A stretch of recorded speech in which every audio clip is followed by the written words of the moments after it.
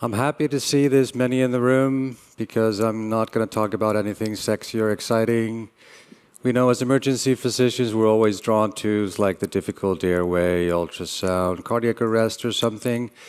But it turns out that many of us are often forgetting to learn about the mundane, the boring, non-sexy stuff that we still need to do. And I'm going to talk about dental problems.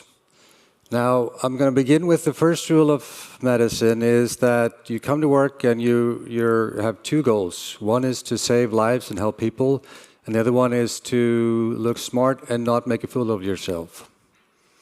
And when you're dealing with a dental problem and you're calling a dentist, if you have one available, and you say, hey, I have this guy with a broken tooth, you don't look very smart. But if you say he's got tooth number 12 broken, you all of a sudden immediately have a bit of a respect from them and created the illusion that you at least know something about what you're talking about. So this is something to keep in the back of your mind. If you don't remember it, you can always Google it before you make that phone call and write that note. But try to look professional when we're dealing with this. So in this talk, I'm going to start about talking about dental trauma, injuries to the teeth. Now, the first rule, if a tooth is broken, make sure that you know where the chip is. Because it's a classical thing, somebody gets punched on the face, they break a tooth, and the piece of tooth is then embedded in the lip. And this is a classical miss thing, and this actually happened at our hospital a couple of years ago. So if you're not sure where the fractured bone is, or the tooth, you may even want to do an X-ray just to make sure that it's not embedded in the lip somewhere. Now, then when we go to the classification of broken teeth, the classical approach has been to use this Ellis classification, where you have type 1, where it's just through the enamel, to class 2 is through the dentin, and class 3 extends into the root, or you could have a distinct root fracture as well. But guess what? We do have now the Andreasen classification of dental injuries, which was approved by the WHO a few years ago. And this was actually based on the work by Jens Ove Andreasen, a Danish dentist, who is essentially considered the father of dental traumatology. So we do something well in the Nordic countries. And this looks a lot more complicated than the 3-step Ellis stages that I was pointing out initially. And yes, there are more types of injuries here, but it's easier to understand this if we just go through the pathfinder. So if we just look at this, the first part is if you may have a total displacement of a tooth out of its sockets, it's an avulsion. And then when you look at the tooth to see if it's displaced, you decide if it's mobile or not. And then you see if there's a single or several, or then you may go down to X-rays if you have that available. And if it's not mobile, you want to see if it's got protrusion or intrusion. And then if it's loose, you can think about whether it's broken or where the fracture is. So although it looks like it's many categories, going through this algorithm is essentially not that hard to do. And it's easy, and it gives us more information about what's going on with the tooth. Now, if you have a simple enamel fracture or avulsion, it's very easy for us to do. We're not going to do the cosmetic repair.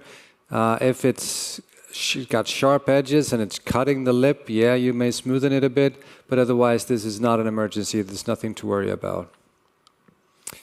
Now, if it gets a bit deeper than that and extends through the enamel into the dentin, you're going to feel, the patient's going to complain that it's sensitive to heat and cold and touch, and this is something that we should seal, that I'll get to in a minute. And with the latest recommendations and guidelines from the Dental Trauma Association, They strongly recommend that you should seal this with the right materials, with a glass ionomer or bonding agent, to try to prevent infection or root decay of the tooth, try to save the tooth. Now the same thing goes with Ellis type 3 when you have an exposed pulp or root of the tooth, and this is something that we absolutely should seal to try to save that tooth. Now, then the question is, how do we do that? Can you raise your hands if you've ever used Dicel in this room? Okay, a couple of hands in the air. Can you raise your hand if you've heard about it before? Okay, or this is something that's actually, I think, you should have in every single emergency department in this country. This is very cheap, very easy to use. It comes in 2 tubes that you just mix, and then you apply it to the dentin or to the root and seal the surface of the tooth. You should not apply this to the enamel or the gingiva. Once you have this on, it gets like a porcelain, really hard, in just a couple of minutes, and it can stay there for days until the patient sees the dentist. Yeah, that's the question is, how long can the patient wait until we do this? And that is, the sooner the better. And if they have to wait for 24 hours to see the dentist, the root may be infected and dead. So this should be ideally be done immediately. Don't apply to the enamel. You have to choose from the ball in the red thing in the middle. Yes. You should try to put it just on the exposed dentin or root to seal that, but not on the enamel.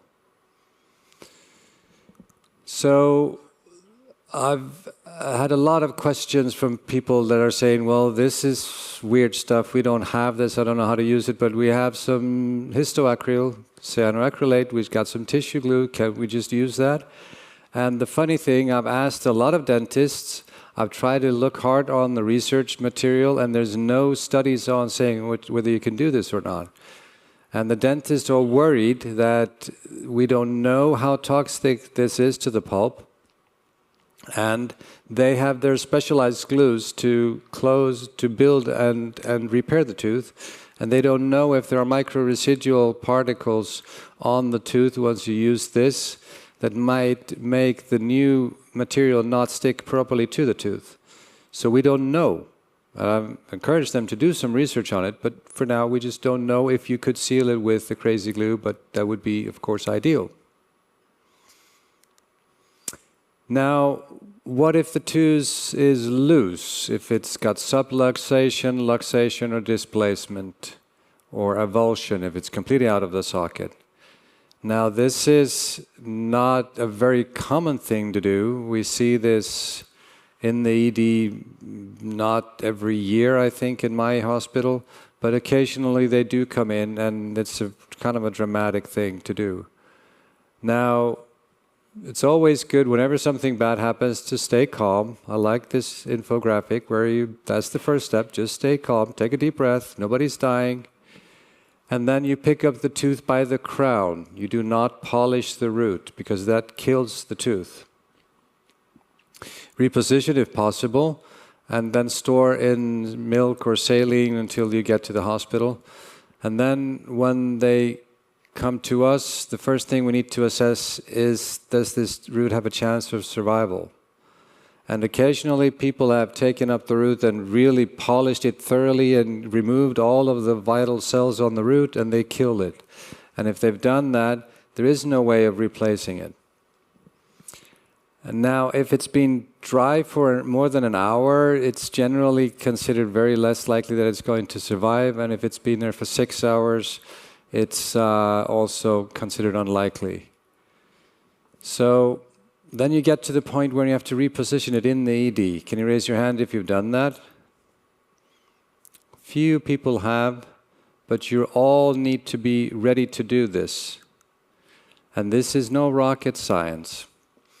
So first of all, the thought is, if the tooth falls out into the garden, in the soil, and is really contaminated, probably most of us would gently flush it, and there are some recommendations of like flushing it in some antibiotic or something to try to sterilize it in any way, but there's no data behind it. We kind of remove the soil from it if we can. Then we have to think about that shoving this tooth up there it hurts. It can be really painful. And most of the time you would flush the socket, get the blood clot out gently, and then just shove it in. But be prepared that this may be painful, so you need to control the pain. Now, you can do this with procedural sedation, and there's been a lot of talk about that with the formalities of procedural sedation here. And on that context, I would like to point out to you that the GI doctors are doing endoscopies with procedural sedation with no airway training, and they give fentanyl and midazolam all the time, and with no problems. We've never seen any issues with that. So we should be very liberal in doing this as well. And then we should be able to do nerve blocks to control the pain as well, which is quick and easy to do. And if you've not done this, this is something that I think you should absolutely be prepared to do, because you can just insert the needle there at the highest point of the mucosa, advance to the bone, and then you just pull slightly away because you don't want to hydrodissect the periosteum away from the bone, and just gently put a milliliter of blob over the bone, and that can numb it up pretty well. It's on the inside of the mouth. The mucosa is very adherent to the top of the roof of the mouth, so it's very hard to get a lot of volume in there. It hurts a lot more, but you can do it just on the outside, and that can give you some pain control. Now, inferior alveolar nerve block. Can you raise your hands? Is anybody doing this? This is something that all emergency physicians in the US, I think, are trained to do. And all dentists are doing, and I'm sure if you talk to your local dentist, they would be able to help you out in learning how to do this. So then you give a unilateral anesthesia to half of the mouth, and you basically are using most of the time bupivacaine with adrenaline. You may need to talk to the patient, prepare that it may not always work, and it's going to give them a few hours. You need to do the right setup with lights, usually a light on your forehead is the best way to do it, or use a laryngoscope to get lighting and pull the tongue away.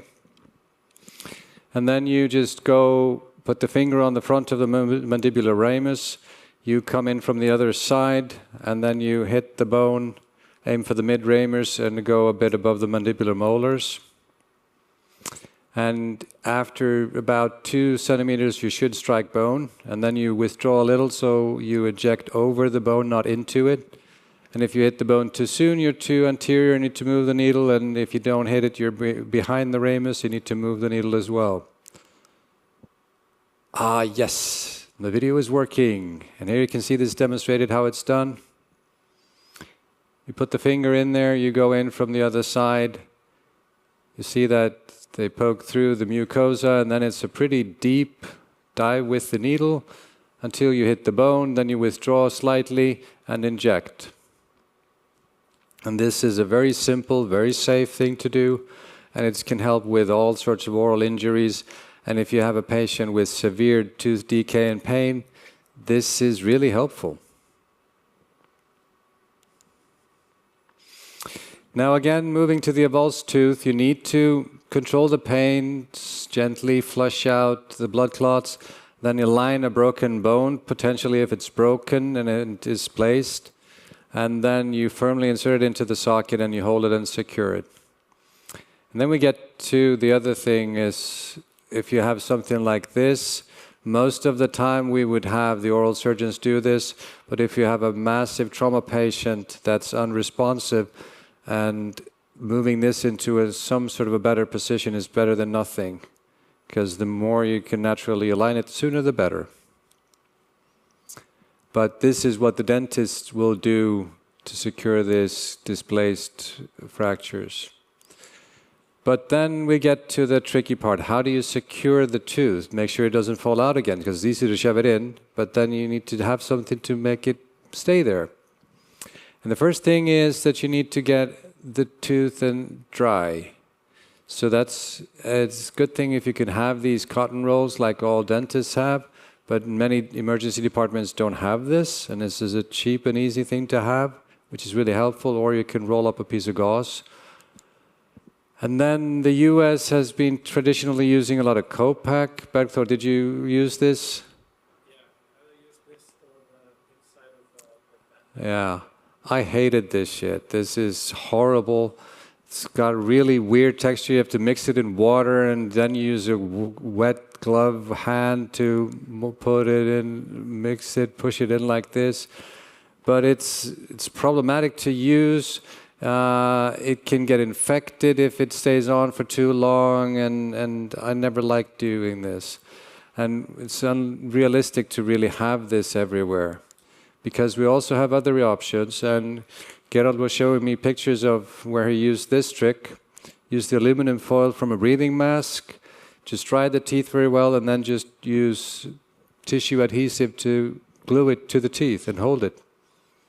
So this is a commonly described trick which works pretty well. Another way is to use just silk, which is a thread that you can lock very easily, and you can tie to hold it. But my favorite trick is basically doing this. Just dry the teeth, have them bite down on something to hold it, and then you just put a steri-strip on it and then a layer of glue, and then you can put another layer of steri-strip and another layer of glue and secure this good enough. It just needs to hold for 24 hours until they can see a dentist, essentially. Now, if you have a primary tooth knocked out, you will not put that in. You will never replace those, because then you can create an infection which will destroy the permanent tooth. So we don't do that. But if we have a broken primary teeth, we still need to seal them, because they have a risk of pulp necrosis. And if they get an abscess in that tooth, that can also destroy the permanent tooth. So that's why we want to do this as soon as possible. Now, it's often a question, when do these patients need to follow up? And I mean, we're not dentists. They should all see a dentist, essentially. But in most of the time, this is what we do in emergency medicine. We stabilize things so that they can be seen in the office or day clinic the next day. But most of the time, we can sort of cool things down a bit. Moving away from the injuries to the infections, and you can sort of a combination when you have a root canal infection, necrosis, or an apical periodontitis, where you can have the infection coming down by the gingiva, down the side to the apex of the tooth, or through a caries in the decay, which extends down through the pulp and infects the root and essentially kills the tooth. Now, these patients come and see us, they are hurting like hell. It's really, really painful. But it's easy to see that when if you take a tongue blade and you percuss the tooth, that the infected tooth is really tender, but the adjacent tooths are not. So that's sort of the key thing about it. And of course, the diagnosis is done on X-ray. Now, what the dentists do for this is that they say that the tooth is essentially dead. So they remove the canal, the vital parts of the tooth, and then they just fill it up with the root canal. So they essentially are using just the skeleton of the tooth and removing the live parts in it. Now, if you have an periapical or abscess or deep abscess underneath the tooth, that pus is going to come out anywhere. It's the oldest law of medicine. We all know that pus is going to come out. So they can, in the meantime, cause blood-borne metastatic infections. They can cause osteomyelitis of the jaw, or the tooth maybe fall out, or the abscess will drain into the mouth, or into the maxillary sinus, or into the next soft tissue. And here's a story of a woman that got descending necrotizing mediastinitis from a dental infection. So untreated, this can go really bad. So when we have this when we see these patients and they come in with something like this, like an abscess, it's going to be really, really painful. And then if there's one thing you can take home from this lecture is that just jab a needle or a scalpel into this. It's really hurting those patients. And the pain is from the pressure. And it's remarkably not too painful to stick a needle into it. Because as soon as you drain the pressure, the pain is much, much better from it. So you can take an 18-gauge needle or a scalpel number 11 and just poke in there. And if you're worried about pain, you can soak a gauze in lidocaine and let that sit there for a few minutes before you do it. But trust me, those patients will love you if you do it. Now, should you give them antibiotics? We keep hearing more and more about this in medicine. Yeah, no, we probably shouldn't. Because we've been shoving antibiotics on a lot of presentations which are not helpful. And now we know more about the effects on the microbiome of our bodies. So we should not do this unless we have good data saying that it is helpful. So there are several studies out there saying that you should not give antibiotics. This one was looking at antibiotics versus placebo on pain, no difference. And this one looked at various categories of patients, very comparative placebo to penicillin group. And essentially the result was that there was no difference in any of the outcomes with fever, with other symptoms that they might have had.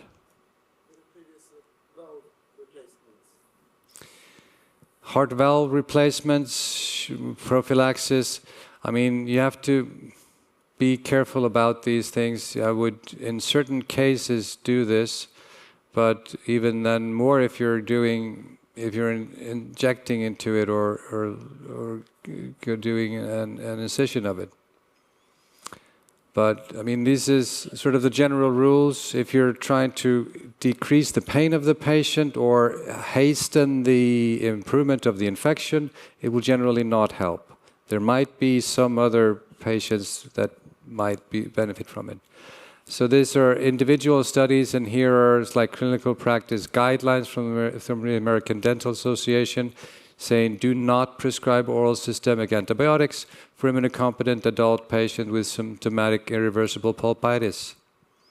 So don't do this unless they're septic and they have signs of systemic spread. Finally, moving on to dry socket, alveolar osteitis. Anyone experienced this in their lives? Yeah, it hurts like hell as well. So after a molar extraction or tooth extraction, the scab falls off, and it's believed that you get a superficial infection of the periosteum, which becomes acidotic and really painful. And the treatment there is you can numb the tooth, but the main help is by gently flushing the socket, which gets that gunk out and then relieves the pain. Now, antibiotics are not generally considered helpful. The dentists have all sorts of fancy stuff, including antifibrinolytics, wound packing, and even a low-level laser, something called Solicept, which is helpful. But we're just washing those out, and usually that takes care of the pain pretty well for them. And then we have been recommending chlorhexidine, but there's some thoughts about anaphylaxis risk from using this with an open socket, so it's kind of being stepped away from. So that was all that I have to say about these things, and I know you can now can't wait until you get a hold of these patients with something as beautiful like this, because you're happy to see this, because once you see this, you know you can poke a needle to it and the patient's going to love you. It's going to really, really help their pain. And that was it. Do you have any questions on these problems? Nobody fell asleep. That's a good part.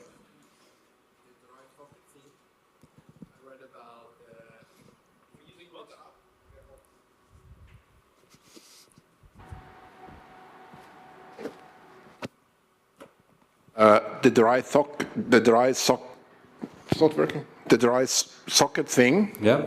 I read if you clean it up and then you put in a chewing gum. Yeah, I actually read it. without sugar. Because it will dry up again after cleaning. That's a wonderful trick that I've not heard of. Okay.